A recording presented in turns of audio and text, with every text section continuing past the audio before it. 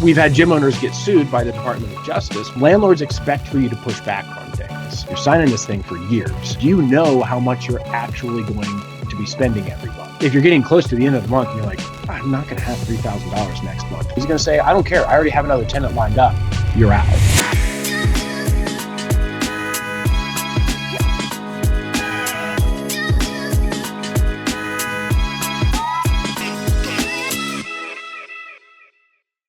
What's up, Parkour business owners? It's me, Jimmy Davidson from Motion Mentors, and I'm here with Matthew Becker from Gym Lawyers. Today, we're going to be covering what happens when you are trying to get into a new building for your parkour gym.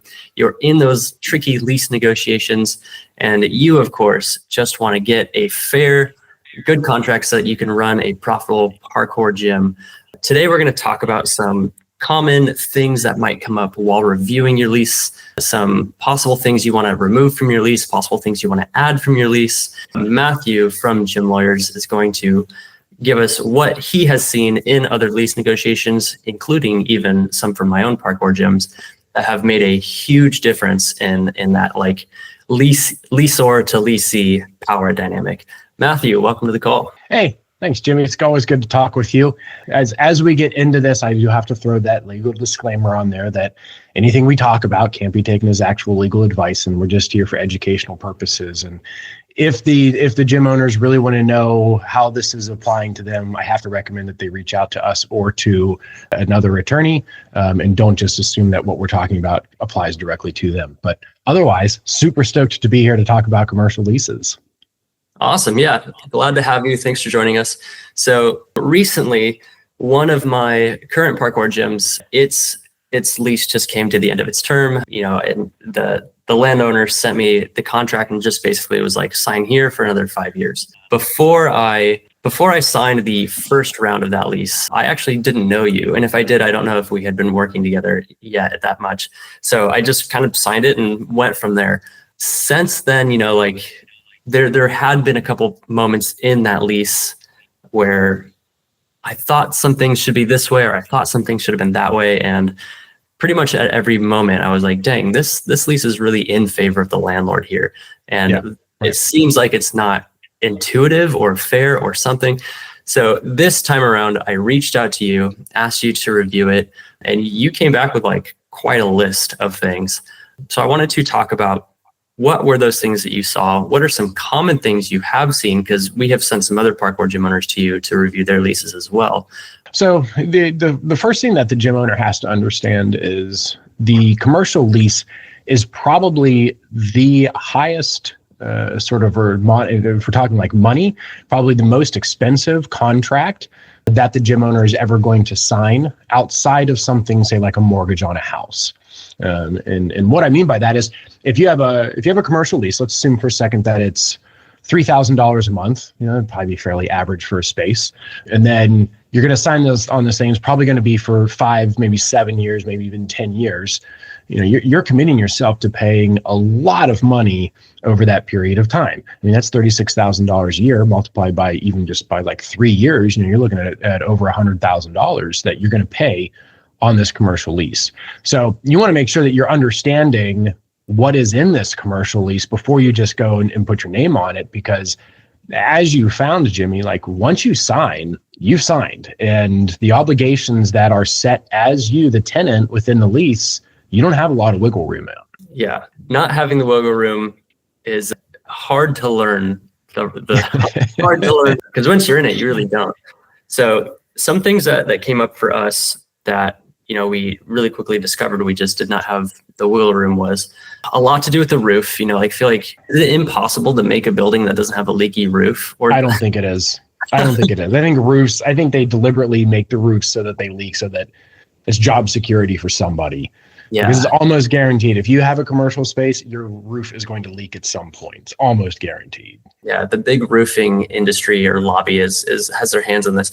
Anyway, so we had a big storm in 2021, 2022, and it caused like something in the roof to just basically pool a bunch of water. And then one day that huge pool just like descended upon my flooring, and it caused like maybe $10,000 in damages for me. But, like the landlord was like slow to react. It was hard to hold him to an account. And then after the damage took place, it was like unclear of like what to even do.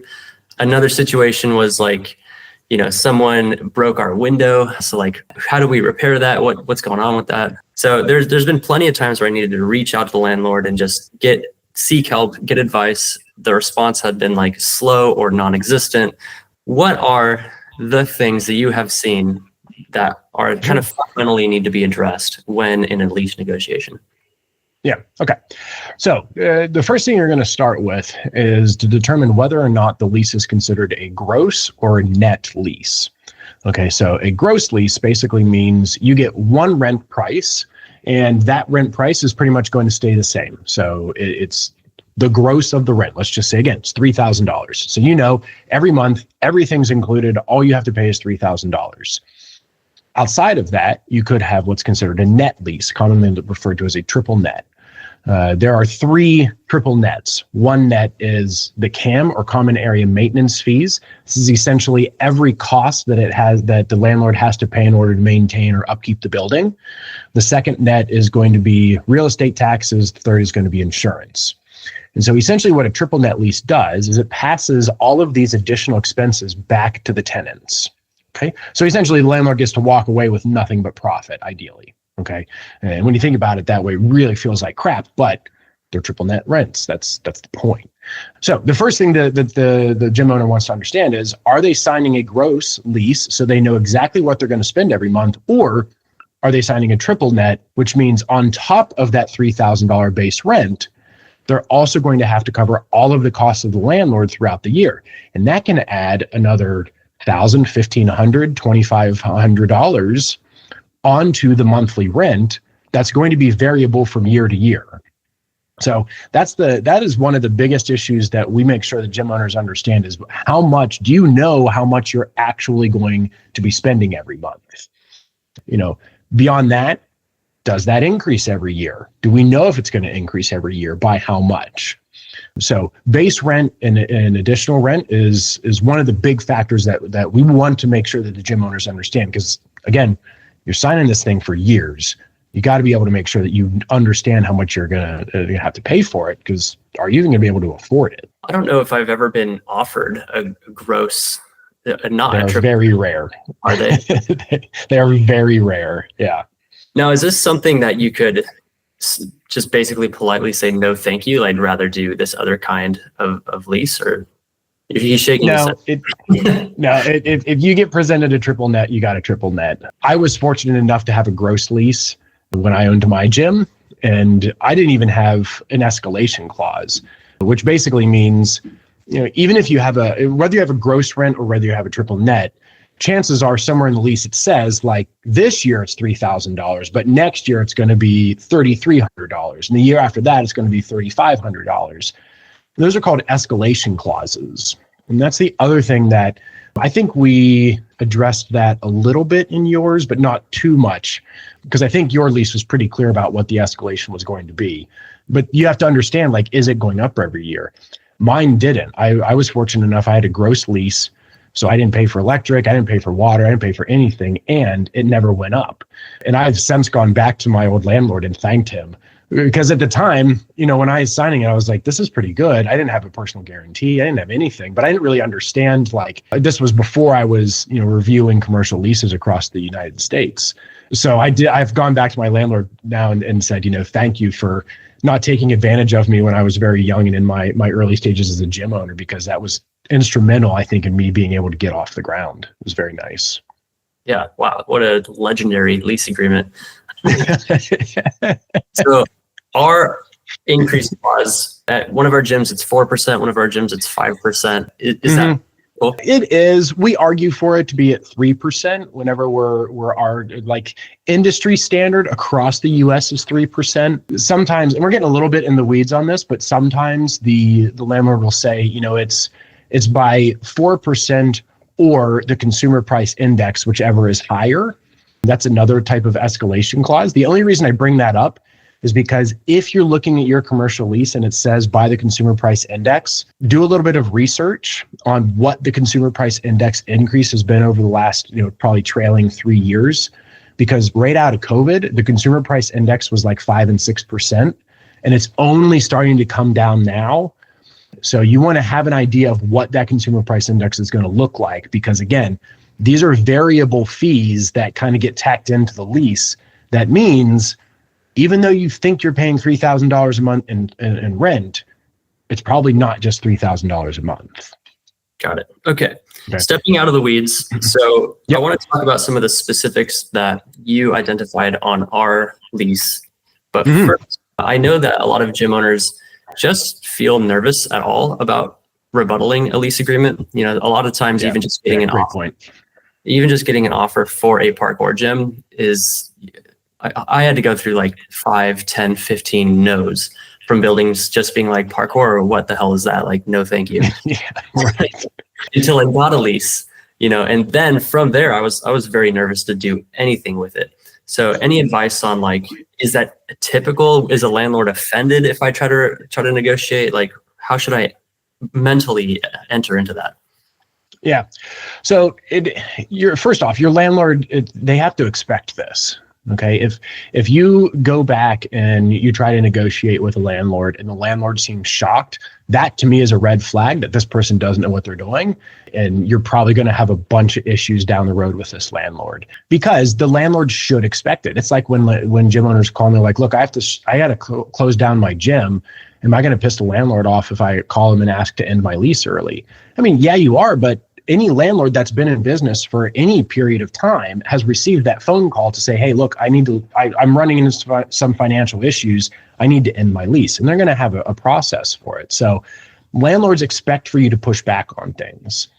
The landlord, they expect you to try to negotiate on certain terms.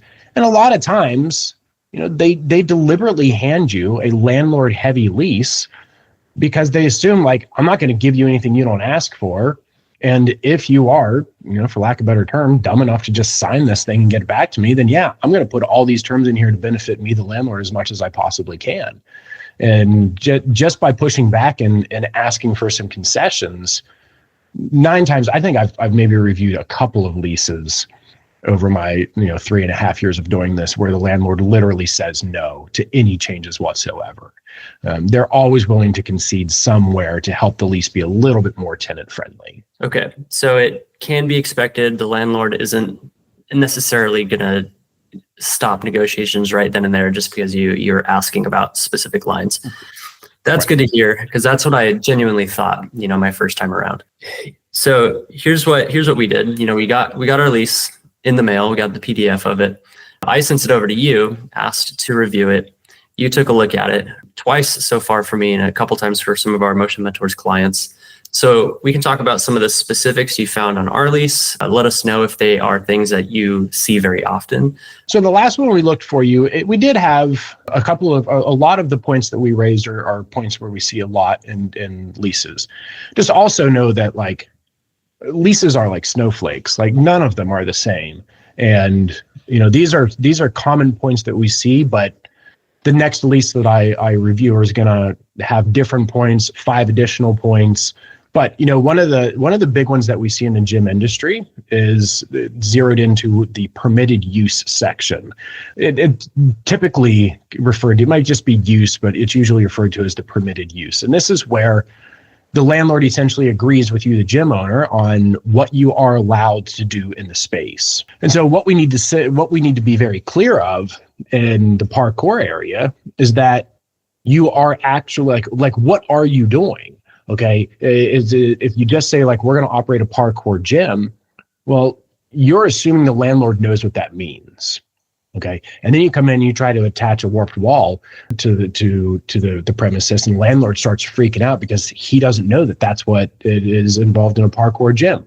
Or you start securing equipment to the floor, by drilling into the floor and putting some lag bolts in there.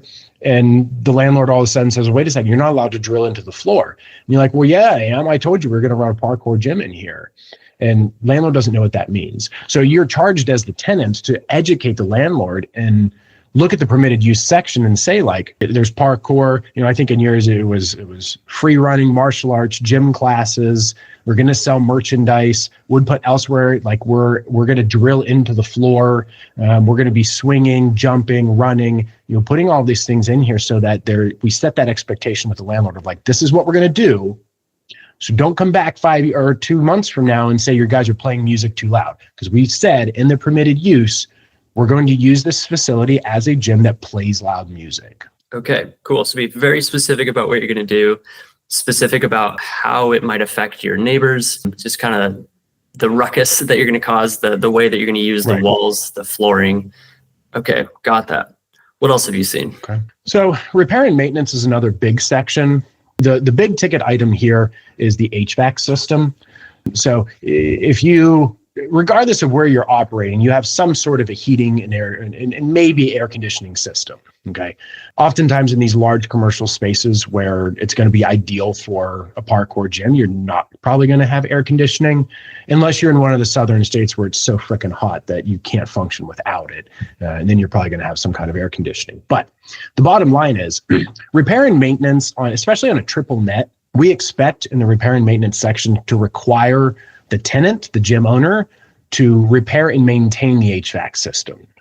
What we don't want is the requirement that the gym owner has to replace the HVAC system, because that can cost $20,000, $25,000 to replace. And I don't have that as a gym owner. I want the landlord to have to bear that cost. But something else that we might put in the repair and maintenance section is, a cap. I think we try to negotiate this one in yours, that like basically there's a cap every year. Yeah, you have to pay for repair, you have to pay for maintenance, you have to, whatever. As long as it doesn't exceed $2,000, $3,000, $5,000, anything above that, the landlord then has to cover. Okay, so it's sort of like a deductible for the gym owner, but allows them to control those costs. Otherwise, you just have to go through the repair and maintenance sections and know what is your responsibility. Like in yours, were you responsible for replacing the roof or fixing the roof? Were you responsible for replacing the glass in the window? Were you responsible for replacing the sprinkler systems and the fire extinguishers? And if there's damage to the floor, are you required to fix the floor? If you're in a snowy place, are you required for snow removal, or is the landlord required for snow removal? And this all gets outlined in the repairs and maintenance section of the lease. One thing that we ran into, especially with our third gym that we opened, we noticed that the plumbing was non-operational. The electrical had some code issues. There were some big code violations with it. And we saw that in our lease, we had 30 days to report any of that stuff. So I've seen that a few times, different leases, like when you get in, you have X amount of time to sort of report any of the things. In our case, we did report it. We reported as much as we could. But then when we actually got in there and we started like kind of ripping off some of the drywall and starting to do our tenant improvements, we found more, and it was after the 30-day period. So that had its own implications. So talk to us a little bit about that. Like when you first move in, you do start reporting things, if that's even in your lease or not. What have you seen there? Yeah, that section was in your lease, and that's a pretty standard. I think that was, I think I reviewed that one after the fact. I think you had sent that one to me because you were questioning that issue. And that's a pretty common California commercial lease form that we see different variations of. And that's one of the few that I've seen that says basically like you have 30 days from starting your rent in order to check all of these systems. And after that, like it's all on you. Anytime we see that language or anything similar to that tries to basically limit the tenant's rights to make a claim for the landlord to cover something, we will try to add in language that basically says like, we're relying on the landlord's statements that everything else is okay. And if we get in there and we find out something isn't okay, then we have the right to add that as an additional claim to the landlord. So that's one of those clauses where it weighs the lease very heavily in favor of the landlord, and where we'll go in and start cutting up language to try to shift that back over to the tenant to give them a little bit more rights.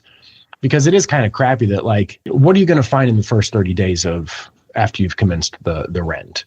And landlords know that. And that's why they try to put that language in there. And it's important just to know that it's there and then go back to the landlord and say, okay, we'll agree on like these items for 30 days, but anything outside of that, we're relying on your assurance that it's okay. And if it turns out it isn't, landlord, it's your responsibility to repair it. Yeah, in our case with that gym, we found that electrical issue, geez, like on the 40th day or something, and that was a delicious $14,000 to have all the wiring taken out and we had to replace it. Okay, kind of tangential to that, tenant improvements. Almost all of our gyms, there was something that we wanted to negotiate as a tenant improvement, like the landlord pays for X improvement. We don't have to pay for it. We move in, it's there. We had landlords agree and not agree to do things like, renovate the bathroom or even add a bathroom at all if there wasn't one, or add or extend the HVAC. We've had landlords be open to that, do some of it, and we've certainly had landlords just flat out refuse any of it. Talk to us a little bit about like, what should we as the Parkour gym owners sort of demand that we have in the space? And if it's missing, how can we advocate for ourselves? Yeah. So tenant improvements and the ability or the willingness of the landlord to take those over is going to be landlord by landlord. Like there's just, there's no real way to predict those. And it also depends on sort of the size of the tenant improvement as well. The big ticket item that we catch, whether the landlord is going to cover the tenant improvement, whether there is no tenant improvement, the big question I ask is, when was the last time this space was checked for Americans with Disabilities Act ADA compliance? And is there access? Is it currently ADA compliant? Are the bathrooms ADA compliant? Is the space itself, wheelchair accessible? Because once you get into that space, you cannot wait until there is somebody who wants to come into your gym in a wheelchair to say, oh, okay, hold on, we need to get a ramp for you to get in here. Like you have to be compliant from the beginning before you need to be compliant. And a lot of times, yes, we can, if the landlord's going to add a bathroom or have some tenant improvements, we make sure the language in it that says, and it has to be ADA compliant. But otherwise, the lease is going to say, the landlord is turning the space over as is and is making no assurances or warranties as to its compliance with state, federal laws. And we've had gym owners get sued by the Department of Justice because they have a wheelchair member who gets mad and leaves and then calls the Department of Justice and says, hey, they're not ADA compliant. Department of Justice goes in there, figures out, no, they aren't. And that first offense of a ADA violation can be $100,000 fine from the Department of Justice. And you can't throw that back on the landlord all the time, because if the lease says you're accepting it as is and you accept it with an ADA violation and you don't fix it, yes, the landlord is technically liable under the ADA for any violations as much as you are, except if the lease actually says, no, they aren't. So that's a big one. Whether or not they're going to do the tenant improvements, that's just part of the negotiation, how much you need to do. But by all means, make sure that the space is ADA compliant. And that's where you really should push back to the landlord to say, I cannot have the step into the gym. There has to be a ramp because your building is out of compliance right now for our use. You, landlord, need to cover the cost of putting that ramp in. Got it. Okay. Any other like common things that you saw in our lease that you want to just generally talk about? So there's different areas of the lease that are going to apply to the building either being damaged, condemned, or shut down. This became really big post-COVID, but there's the casualty and fire damage section, the condemnation section, and then what's called the force majeure section. And all three of those sections basically explain what happens. In the first one, what happens if the building catches fire? And the second one, what happens if the government comes in and condemns or uses eminent domain to take away the building? And the third one, same thing. What if there's an act of God, a hurricane comes through, a tornado comes through, by government order, we shut down everything. And basically you as the tenant aren't allowed to use the space. Most leases are going to say, too bad, tenant, you still have to pay for your rent. What we try to do is get into those three sections, and gym owners can do this. You get into those three sections of the lease, and you're going to push back and say, either one, if my space is reduced in usage, so, okay, I need this entire space to run a parkour gym, but something happened and I lost 50% of that space. I can still use this other 50, but I can't use the other 50% of my space. Well, then my rent should reduce by 50%. Or if it turns out that there's a government shutdown, you can't use the space at all, then your rate goes to zero. So those are, again, three sections that you're going to see in almost every lease that we zero in on, because that can weigh heavily over to the tenant if the landlord will essentially agree to what's called a proportional abatement of rent. Got it. Okay, let's talk a bit about, gym owners in a crisis. Something happens, we've missed 1 month of rent, we've missed 2 months of rent, maybe even 3 months of rent. Is there anything that the gym owner can do preemptively to help that situation? Any way to negotiate the lease ahead of time? Yeah. Ahead of time, yes, we can look at, there's default and then there's a breach. Okay. There's really two steps to what most people would just consider to be like a default of the lease. So a default basically means that you've violated some portion of the lease. A breach means that you have the landlord now considers what you have done to be a breaking of the lease, and they can pursue you for whatever remedies the lease provides for. Usually it's going to be eviction. Okay. So there's a couple of things we can do in here. One is most leases are going to say it is considered a default if you don't pay your rent within 5 days of receiving written notice from the landlord of that default. We back that up to say something like 10 to 15 days. So you give you're going to give the gym owner a little bit more time. So first, yeah, I didn't pay my rent on the first of the month, but now the landlord has to send me written notice that I didn't pay it. And then I get an additional 15 days to pay it. Okay, so we can add some timetables in there to try to give the tenant the opportunity to make some money. Another thing that we'll see is basically if some language will say, like, if the tenant misses 2 payments back to back, 2 consecutive payments, then the landlord can essentially come in and evict them with 7 days notice. Well, okay. I mean, first off, we need to back up that notice. Okay. So like, it's not 7 days. We don't have to get out of the space in 7 days. And, ideally we'll just get rid of that section entirely and basically just consider it to be a straight default that the landlord can't just come in and take back the space. But, at the bottom line is communication is the tenant's best bet here. Don't just default and then let the landlord get pissed off that you default. Oh, one other thing that we'll oftentimes negotiate in there is the lease will say, like, if you miss a payment, then you owe X amount in fees. So it might be, if you miss a payment, you owe 150% of that rent in, like, once you pay it, or you may owe $2,000 in late payment fees, or you may owe $500 a day for every day that the rent isn't paid. Those are all things that we try to claw back and get rid of, so that the worst thing is you owe $3,000 a month in rent, you miss it. Next month you can make the $3,000, but now you also have another, $1,500 in late fees tackled on.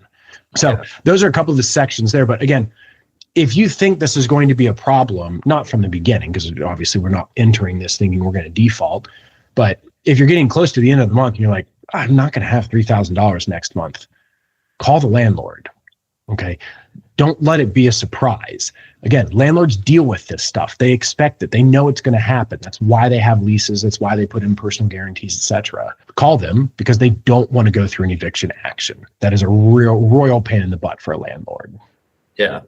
Speaking from experience, we changed banks once upon a time, and the automatic bill pay feature just didn't work in the second bank, and therefore we didn't pay rent for 3 months, and we didn't know that.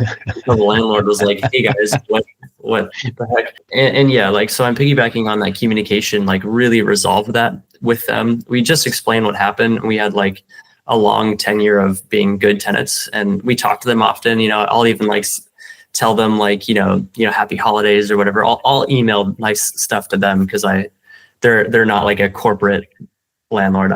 So having that pre-existing good relationship, and then just being humble and saying oh, this was the issue, let's work together to resolve it. I will have this resolved by this date.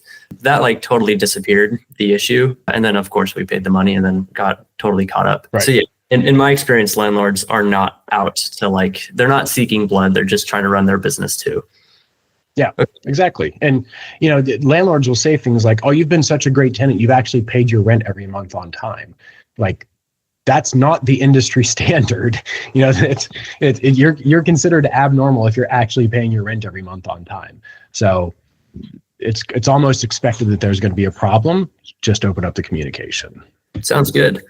Okay. So in my experience, as leases come up due, like there's an end date to it, best practice is to start that negotiation to renew possibly 3-6 months in advance. What would you say there? So the first question is, does the lease provide for an automatic renewal? So you would want to look in the lease to see, it might say like the initial term is 5 years long and the tenant shall have a right to 2 automatic renewals of 5 years each. So the first question is, do you actually have an automatic renewal? If there isn't one in the lease, we will oftentimes ask for one to be added, because anybody who has ever moved a space knows it's also like really terrible to have to move your gym. It is just a pain. But anyway, beyond that, the next thing that you need to know is, if you are provided with an automatic renewal right, what are your responsibilities as tenant in order to exercise that automatic renewal right? And it's going to outline that in the lease. And usually it's going to say something like, you have to give somewhere between like 3 months and 6 months notice to the landlord that you want to continue. And that's what's key. So you can't, as the tenant, you can't just go, oh, okay, well, I'm coming up on the end of my lease. Okay, yeah, we're just going to continue in here. And like, you don't ever talk to anybody, assuming that if you don't tell them you want to end, they're just going to automatically renew you.